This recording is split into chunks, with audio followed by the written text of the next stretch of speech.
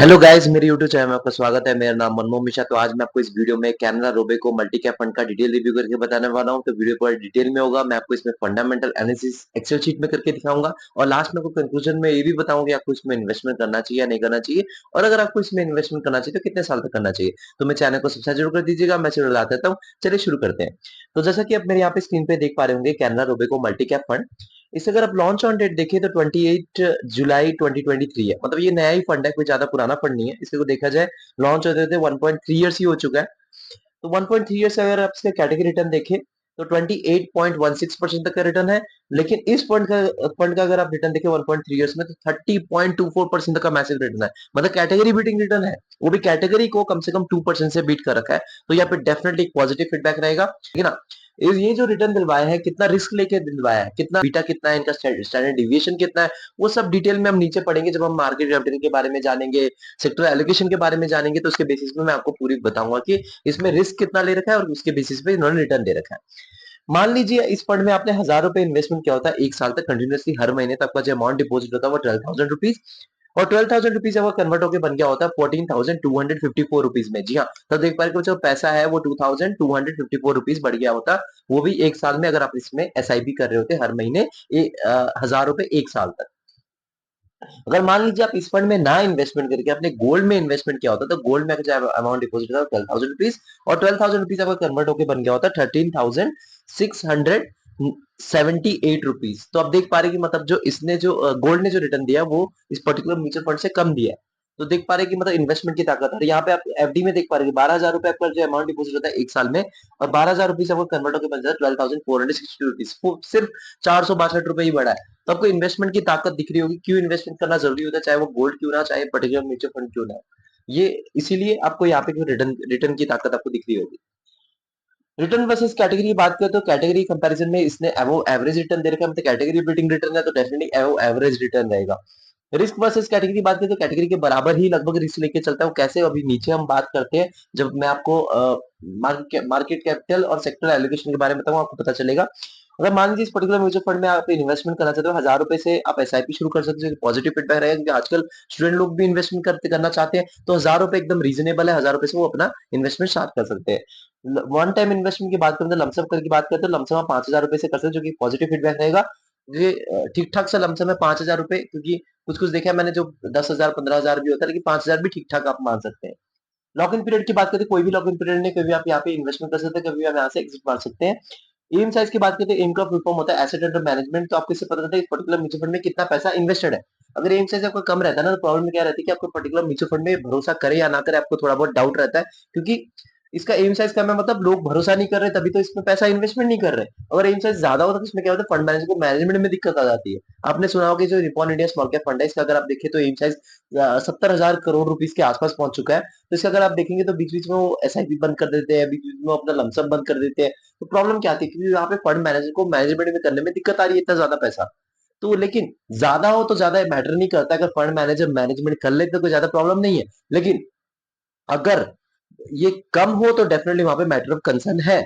तो यहाँ पे अगर आप बात करें तो 1.3 इयर्स के हिसाब से एम साइज अगर है 3,711 करोड़ रुपीज, तो मैं आपको बता रहा हूँ एकदम पॉजिटिव फीडबैक रहेगा। यहाँ पे एम साइज में कोई प्रॉब्लम नहीं है, तो एकदम पॉजिटिव फीडबैक है एम के मामले में।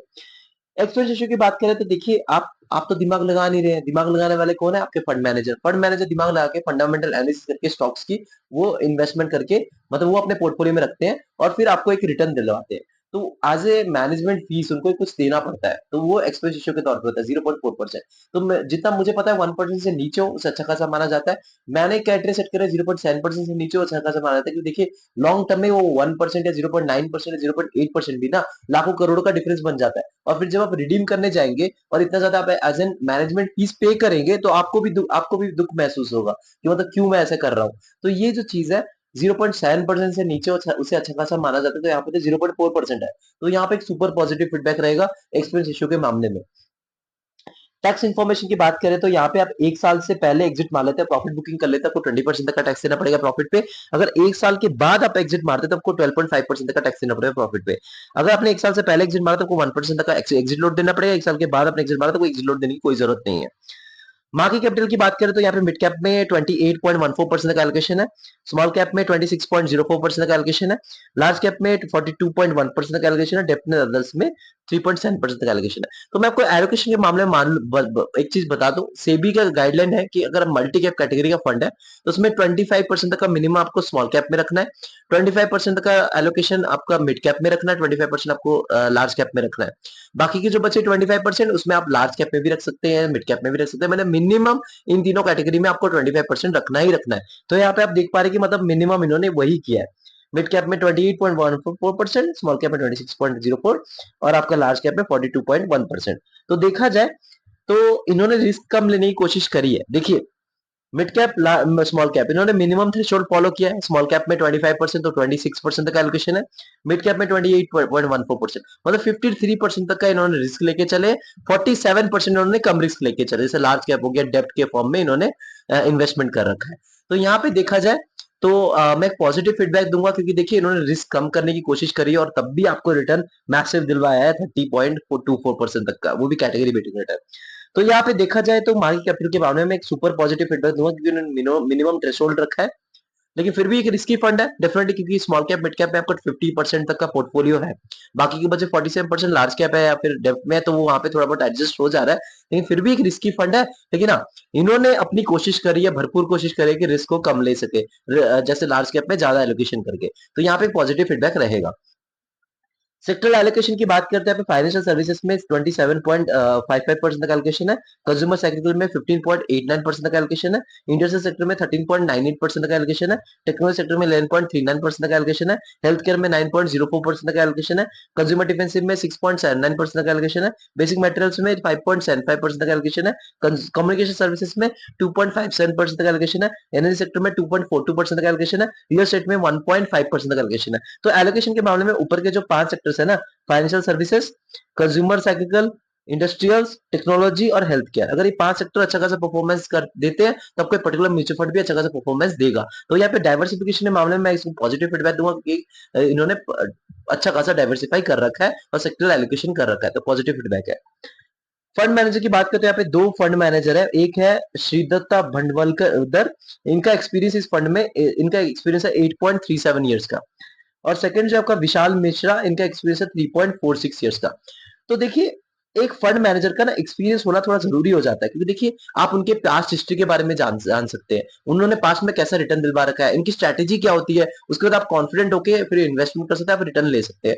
फिर आप थोड़ा बहुत कॉन्फिडेंट रहते हैं कि हाँ, इन्होंने पास्ट में ऐसी स्ट्रैटेजी फॉलो करी थी, अच्छा खासा रिटर्न दिलवाया था, तो ये जरूरी थोड़ा हो जाता है। तो यहाँ पे देखा जाए तो दोनों फंड मैनेजर अच्छे खासे एक्सपीरियंस है, 8.37 ईयर्स एक है और दूसरे 4 साल के आसपास के एक्सपीरियंस है। तो डेफिनेटली मैं एक पॉजिटिव फीडबैक दूंगा फंड मैनेजर के मामले में।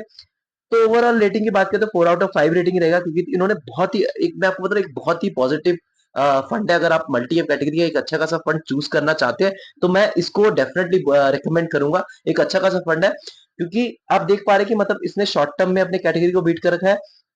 उसके बाद आपका एक्सपेंस रेशियो भी बहुत कम है, आप देख पा रहे हैं कि यहाँ पे एक्सपेंस रेशियो 0.4% है। ईएम साइज भी लोग का भरोसा है डेफिनेटली, इस पर्टिकुलर फंड में आप देख पा रहे हैं ईएम साइज ठीक ठाक सा है। उसके बाद मार्केट कैपिटल के मामले में भी इन्होंने कम रिस्क लेने की कोशिश करी है, आप देख पा रहे हैं कि सबसे ज्यादा एलोकेशन इन्होंने लार्ज कैप में करा है। उसके बाद सेक्टरल एलोकेशन में प्रॉपर्ली इन्होंने डाइवर्सिफाई कर रखा है, आप देख पा रहे हैं फाइनेंशियल सर्विसेज में 27.55%, आप देख पा रहे हैं कि जितने भी इन्होंने एलोकेशन कर रखे एकदम प्रॉपर्ली डाइवर्सिफाई करके कर रखा है, और फंड मैनेजर भी एकदम एक्सपीरियंस है। तो मैं यहाँ पे बोलूं एकदम कंप्लीट एक अच्छा खासा फंड है। अगर मल्टी कैप कैटेगरी का फंड आप ढूंढ रहे हैं तो इस पर्टिकुलर म्यूचुअल फंड को आप चूज कर सकते हैं। डेफिनेटली मैं आपको बता रहा हूँ कि अच्छा खासा रिटर्न मिल सकता है, लेकिन हाँ, ये एक रिस्की फंड है। यहाँ पे आपको एक मीडियम रिस्की फंड देखने को मिलेगा, क्योंकि यहाँ पे आपको 25 से सॉरी 52 टू 53% आपका स्मॉल कैप और मिड कैप में एलोकेशन हो रखा है, जो कि बहुत ज्यादा रिस्की रहता है। और बाकी के जो 50% है, 47% है, वो आपका लार्ज कैप और डेप्थ के फॉर्म में है। तो देखा जाए अगर आपका टाइम फ्रेम 7 से 10 साल है तो आप डेफिनेटली इस पर्टिकुलर म्यूचुअल फंड को चूज कर सकते हैं, और आपका एक्सपेक्टेशन की रिटर्न के मामले में एक्सपेक्टेशन है 15% से लेकर 22%, 15% लेके 22% लॉन्ग टर्म में। देखिए आप ये वन ईयर का मत सोचिए कि 30.24% तक का रिटर्न मिल रखा है तो आगे भी मिलेगा, ऐसा नहीं है। एवरेज आउट हो जाएगा, किसी साल थोड़ा कम दे देगा, किसी में थोड़ा ज्यादा दे देगा, और एवरेज आउट होकर आपको 15 से 22% के बीच में ही रिटर्न मिलने के चांसेस है। और अगर आप टाइम फ्रेम 7 से 10 साल लेके चलेंगे तो, क्योंकि ये नया नया फंड है, 7 से 10 साल लेके चले आपको इतने तक का रिटर्न मिलने के चांसेस रहते हैं, लेकिन टाइम फ्रेम आपको 7 से 10 साल मिनिमम देखना पड़ेगा। ओवरऑल देखा जाए तो मैं इसको एक एवोव एवरेज फंड बोलूंगा। मतलब एक बहुत ज्यादा अच्छा नहीं बोलूंगा, क्योंकि देखिए बहुत ज्यादा अच्छा नहीं बोल सकते, क्योंकि ये अभी पुराना फंड नहीं हुआ है, तब इसको, नहीं तो मैं इसको 5/5 देता। पुराना फंड होना जरूरी होता है, उसमें आपको पूरा डिटेल में पता चलता है। यहाँ पे एक मार्क इसीलिए कटा है, क्योंकि एक पॉइंट इसलिए कटा है क्योंकि पुराना फंड नहीं है, आप इसलिए थोड़ा बहुत ज्यादा प्रेडिक्शन नहीं कर पा रहे हैं। लेकिन ओवरऑल देखा जाए तो इनकी जो स्ट्रैटेजी है वो एकदम प्रॉपर है, बहुत अच्छी चीज है, वो अच्छे से इन्होंने फॉलो करी है। तो उस मामले में मैं बताऊं तो एकदम बढ़िया है, आप इसमें इन्वेस्टमेंट कर सकते हैं, लेकिन टाइम फ्रेम आपका 7 से 10 साल होना चाहिए। और मैं इसको एक एवो एवरेज फंड मानूंगा, बहुत अच्छा खासा फंड मैं इसको मानूंगा, ठीक ठाक सा फंड इसको मैं मानूंगा, आप इसमें इन्वेस्टमेंट करने लायक है। तो मेरे चैनल को सब्सक्राइब जरूर कर दीजिएगा, मैं इस वीडियो लाता रहता हूँ। और एक दूसरी बात बता दो, आप इन्वेस्टमेंट कर रहे हैं तो खुद रिसर्च करिएगा, ये नहीं कि मैंने बोल दिया भाग भाग के जाके अपने इन्वेस्टमेंट कर दिया। Thank you.